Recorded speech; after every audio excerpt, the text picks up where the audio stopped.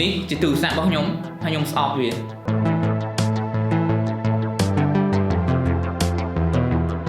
នៅក្នុងកម្មវិធី setting របស់ iPhone មានកន្លែងមួយហៅថា screen time ដែលយើងអាចមើលពេលវេលាដែលយើងចំណាយទៅលើទូរស័ព្ទហើយនេះជាពេលដែលខ្ញុំចំណាយទៅលើទូរស័ព្ទរបស់ខ្ញុំជាមធ្យម10ម៉ោងក្នុងមួយថ្ងៃហើយ63ម៉ោងក្នុងមួយសប្តាហ៍ប៉ុន្តែបញ្ហាធំជាងនឹងទៀតគឺក្នុង10ម៉ោងហ្នឹងខ្ញុំចំណាយជាង 70% ទៅលើកម្មវិធីកម្សាន្តនិងបណ្ដាញសង្គមដូចជា YouTube Messenger និង Telegram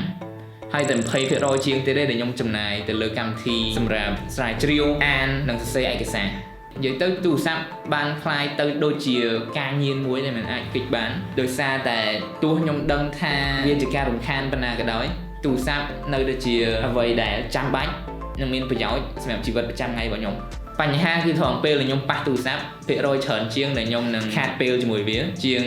ប្រើវាសម្រាប់អីដែលមានប្រយោជន៍ហើយខ្ញុំអត់ចង់ឲ្យវានៅបែបហ្នឹងឯង7ថ្ងៃបន្ទាប់នេះខ្ញុំទុកទូរស័ព្ទខ្ញុំចោលអត់ប្រើវាសោះហ្មងមិនមែនសម្រាប់គ្រាន់តែជា challenge តូចមួយទេប៉ុន្តែដើម្បីឲ្យបានចម្លើយថាតើខ្ញុំត្រូវការទូរស័ព្ទខ្ញុំទុកធ្វើអីពិតប្រាកដតើខ្ញុំអាចជំនួសទូរស័ព្ទខ្ញុំដោយអីផ្សេងបានខ្លះដើម្បីកាត់បន្ថយការប៉ះទូរស័ព្ទច្រើនពេកនិងជារួមតើខ្ញុំអាចធ្វើបែបម៉េចដើម្បីផ្ដាច់ពីការញៀនមួយនេះនិងប្រើទូរស័ព្ទខ្ញុំឲ្យមានប្រសិទ្ធភាពជាងមុននៅពេលដែលបានវាមកវិញ7ថ្ងៃក្រោយ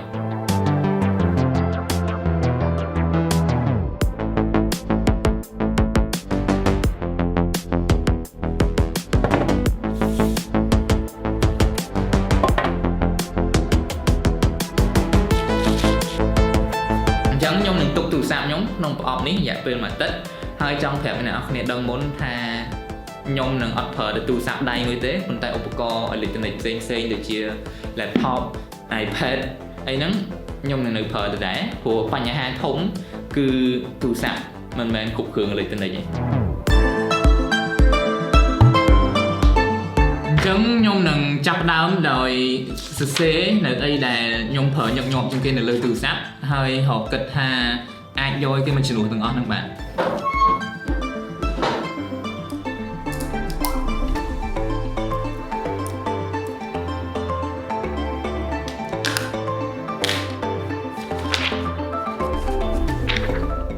នេះជាអីដែលខ្ញុំបានសរសេរចូលពីរលើនេះស្តៀងគ្នាគឺមើលម៉ោងនិងដាក់នាឡិការ៉ូហើយមួយទៀតគឺឆាតនិងនិយាយគ្នាជាមួយមិត្តភ័ក្តិនិងសមាជិកគ្រួសារមើលអ៊ីមែលអីហ្នឹងហើយចុងក្រោយគេគឺធ្វើកិច្ចការសាលាដូចជាស្រាវជ្រាវសរសេរនិង note ឬក៏ត្រាឯកសារនិងមេរៀនពេលមើលទៅខ្ញុំមានចំណុចមួយចុះបើចំណុច2នេះរឿងប្រស្រ័យតាក់ទងគ្នាបណ្ដាញសង្គមនិងការងារសាលាអីហ្នឹងចុះបើខ្ញុំធ្វើវានៅលើ iPad ឬ laptop សុទ្ធព្រោះថា iPad ឬ laptop វាធំហើយបែរកាន់តាមខ្លួនអញ្ចឹងពេលដែលខ្ញុំធ្វើអីមួយនៅលើ iPad ឬ laptop មានអារម្មណ៍ថាដូចធ្វើដោយមានបំណងនឹងអាចបញ្ជាខ្លួនបានខ្លាំងជាងហើយបើធ្វើអញ្ចឹងក៏មានន័យថាខ្ញុំអាចលុបឬលាក់កម្មវិធីដែលរំខានពីទូរស័ព្ទចោលដូចជាបណ្ដាញសង្គម YouTube Facebook ហើយពេលដែលចាំបាច់អាចបើកកម្មវិធីទាំងអស់នឹងនៅក្នុង iPad ឬ laptop បាន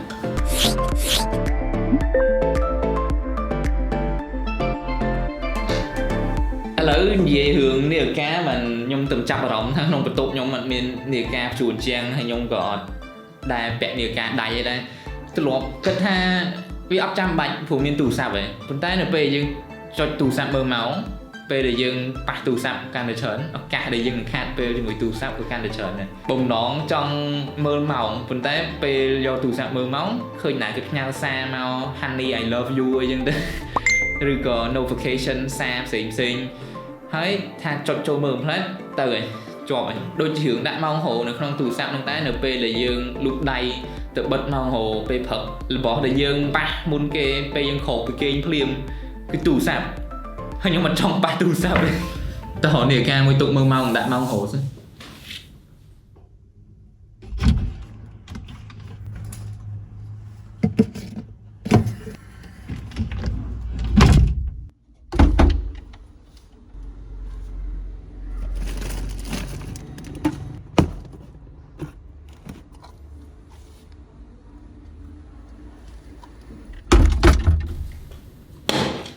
ហៅបានទេ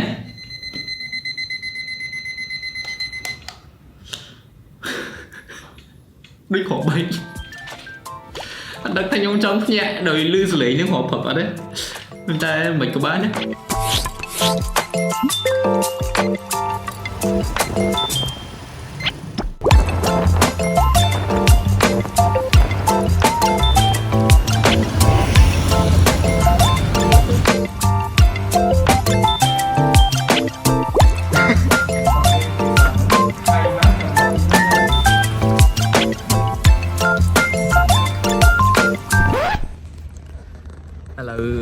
Nhôm nơi sláហើយមានបញ្ហាមួយដែល fix គិតដល់អត់មាន internet ប្រើឬក៏អីទេហៅគេពួកអត់ទូរស័ព្ទខ្ញុំរៀនពេលថ្ងៃមួយហើយពេលល្ងាចមួយនៅសាលានេះហើយថ្ងៃមិញបងខ្ញុំអ្នកដឹកខ្ញុំមកតម្លាក់នៅសាលាហើយពេលយប់មិនគាត់មកយកខ្ញុំទៅផ្ទះវិញពេលថ្នាក់ពេលល្ងាចចប់បញ្ហាត្រង់ថ្នាក់ពេលល្ងាចថ្ងៃហ្នឹងភ្លេចថាគ្រូអត់រៀនអញ្ចឹងឥឡូវអត់មានអីទេហៅណាគេមិនយកខ្ញុំទៅផ្ទះវិញបានអត់មានអីផ្ញើសារប្រាប់គេហើយក៏អត់មានអីហៅ pass app ជិះទៅផ្ទះវិញបានណាជាប់នៅសាលាដល់យប់ហ្នឹងអូហើយចង់រៀនឬក៏ស្រាវជ្រាវច្រើនអត់បានទេព្រោះអត់ទូរស័ព្ទ share internet ធ្វើអីលើខ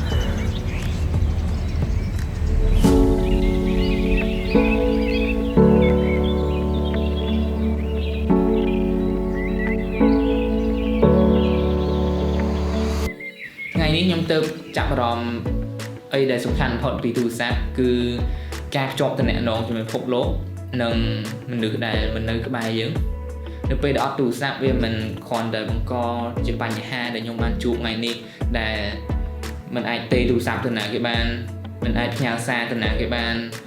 និងមិនអាចធ្វើការងារបានច្រើននៅពេលដែលនៅក្រៅព្រោះអត់អ៊ីនធឺណិតវាក៏អាចជាបញ្ហាធំមួយនៅពេលដែលមានអាសន្នព្រោះថាគេមិនអាចតាក់ទងមកខ្ញុំបានហើយខ្ញុំក៏មិនអាចតាក់ទងទៅគេបានឧទាហរណ៍បើឆ្កែពងដេញខាំខ្ញុំអីទៅហើយខ្ញុំប្រាប់ឲ្យអ្នកផ្ទះខ្ញុំដឹងតាមរបៀបណាឥ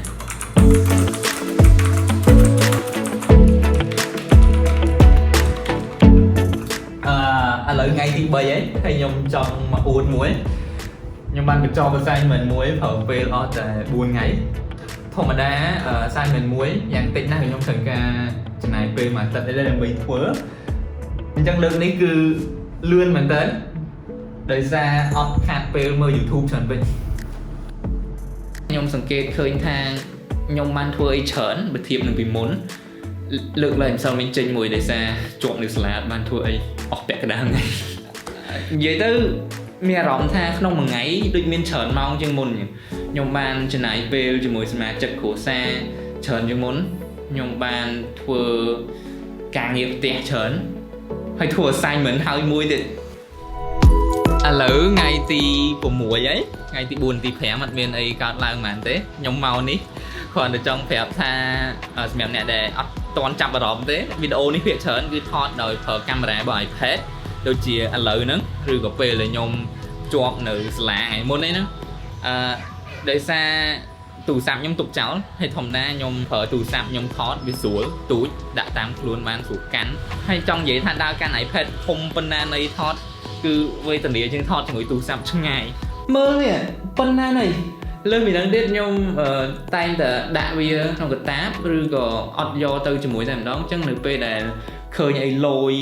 ឬក៏អីដែលគួរឲ្យចង់ថតអញ្ចឹងដកមកថតអត់ដែរតោះនេះធម្មតាពេលយើងថត vlog និយាយដាក់ទូរស័ព្ទអីចឹងមានគេមើលមុខទីទួយណារំងកាន់តែប៉ុណ្្នេះខ្ញុំមានបញ្ហាមួយដែលផងអត់លើកឡើងផងហើយក៏អត់ចាប់អារម្មណ៍បានទេដំបូងដោយសារតែខ្ញុំអត់បានតបសារមិត្តភ័ក្ដិខ្ញុំភ្លាមនៅពេលគេឆាតមកព្រោះអត់មានទូរស័ព្ទអញ្ចឹងមិនក៏បានម៉ោងដែរមុននឹងបានមុនខ្ញុំបានបើក iPad ឃើញតែគេឆាតមកហើយតបទៅគេដោយសារតែអញ្ចឹងយូរទៅអត់សូវមានអ្នកឆាតមកខ្ញុំហើយទោះមានក៏ឆាតខ្លីៗអត់ដូចមុនណានិយាយទៅហ្នឹងឯងវាជាគោលដៅដំបូងរបស់ខ្ញុំដែលចង់បានពេលវេលាសម្រាប់ខ្លួនឯងនឹងធ្វើឲ្យបានច្រើនជាងមុន ហើយអីដែលខ្ញុំនិយាយជាមួយមិត្តភ័ក្ដិខ្ញុំក៏មិនមែនជារឿងអីសំខាន់ហ្មងទេគ្រាន់តែនិយាយគ្នាលេងជជែកគ្នាធម្មតាប៉ុន្តែខ្ញុំអត់គិតថានេះជាលទ្ធផលដែលខ្ញុំចង់បានទេដោយសារនៅពេលដែលអត់មានការនិយាយគ្នាលេងហើយនិយាយតែរឿងផ្លូវការជាមួយគ្នាម្ដងម្កាលវាដូចដាច់ភាពជិតស្និទ្ធជាមិត្តភ័ក្ដិហើយដល់ចឹងពេលទៅដូចជីវិតអត់ជាតិគ្មានញាតិ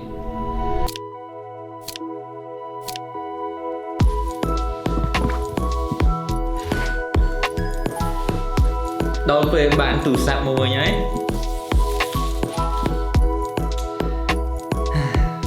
challenge នេះសប្បាយម្យ៉ាងដែរខ្ញុំបានរកឃើញនៅអ្វីដែលខ្ញុំត្រូវការទូរស័ព្ទដើម្បីធ្វើនិងអ្វីដែលមិនចាំបាច់មានទូរស័ព្ទដើម្បីធ្វើខ្ញុំអាចធ្វើការងារសាលានិងប្រើបណ្ដាញសង្គមនៅលើ iPad ឬ laptop ហើយខ្ញុំអាចមើលម៉ោងនិងដាក់នាឡិការ៉ូនៅលើនាឡិកាមែនទែនដើម្បីជៀសវាងកុំឲ្យប៉ះទូរស័ព្ទច្រើនពេកហើយសម្រាប់អីផ្សេងទៀតដូចជាសម្រាប់ជាប់អ្នកនងជាមួយនឹងសមាជិកគ្រួសារនិងមិត្តភ័ក្តិសម្រាប់ជាប់ប្រើអ៊ីនធឺណិតនិងសម្រាប់ថតរូបឬថតវីដេអូឲ្យបានរហ័សសុទ្ធតែជាអីដែលខ្ញុំត្រូវការទូរស័ព្ទដើម្បីធ្វើខ្ញុំសង្ឃឹមថាពីឥឡូវទៅខ្ញុំនឹងប្រើទូរស័ព្ទឲ្យមានប្រយោជន៍និងមានប្រសិទ្ធភាពជាងមុនហើយឈប់ខាតពេលច្រើនលើវាដូចមុនខ្ញុំចង់មកអាប់ដេតអ្នកនរគ្នាមួយវីដេអូនេះថតក្រោយពេលខ្ញុំបានទូរស័ព្ទមកវិញរយៈពេលមួយអាទិត្យហើយក្នុងកំឡុងពេលហ្នឹងរយៈពេលខ្ញុំប្រើទូរស័ព្ទជាមួយជុំក្នុងមួយថ្ងៃបានធ្លាក់ពី10ម៉ោងមកដល់5ម៉ោងហើយក្នុង5ម៉ោងហ្នឹងឡើងចំណាយពេលភាគច្រើនទៅលើកម្មវិធីកម្សាន្តនិងបណ្ដាញសង្គមអីទៀតហើយអញ្ចឹងគឺខ្ញុំពេញចិត្តនឹងលទ្ធផលហ្នឹងមែនតើហើយខ្ញុំក៏ចង់ដឹងដែរថាតើអ្នកដែលកំពុងមើលវីដេអូហ្នឹងមានបំណងចង់សារអត់ប្រើទូរស័ព្ទមួយអាទិត្យអីដែរអត់ជួយឆ្លើយសំណួរហ្នឹងនៅក្នុង comment មួយមកបើខ្ញុំថាគួរព្រោះវាជាបទពិសោធន៍ល្អមួយដែរខ្ញុំក៏សង្ឃឹមថាវីដេអូនេះយ៉ាងហោចណាស់ក៏បានជួយណាគេម្នាក់ឲ្យអាចប្រើទូរស័ព្ទឲ្យមានប្រសិទ្ធភាពជាងមុនហើយមួយទៀតខ្ញុំដឹងថាខ្ញុំបាត់មុខយូរហើយសុកមកផុសវីដេអូមួយថ្មីដែលមានរឿងអីកើតឡើងដោយសារតែអត់មានពេលច្រើននិយាយរឿងហ្នឹងនៅក្នុងវីដេអូនេះអញ្ចឹងសម្រាប់អ្នកដែលមានចម្ងល់ថាខ្ញុំបាត់ទៅណាយូរម៉េចអាចសួរខ្ញុំនៅក្នុង comment បានជួបគ្នានៅក្នុងវីដេអូក្រោយទៀតអ្នកនរគ្នាជម្រាបលា Baby, if you call me, I will answer my phone. If you wanna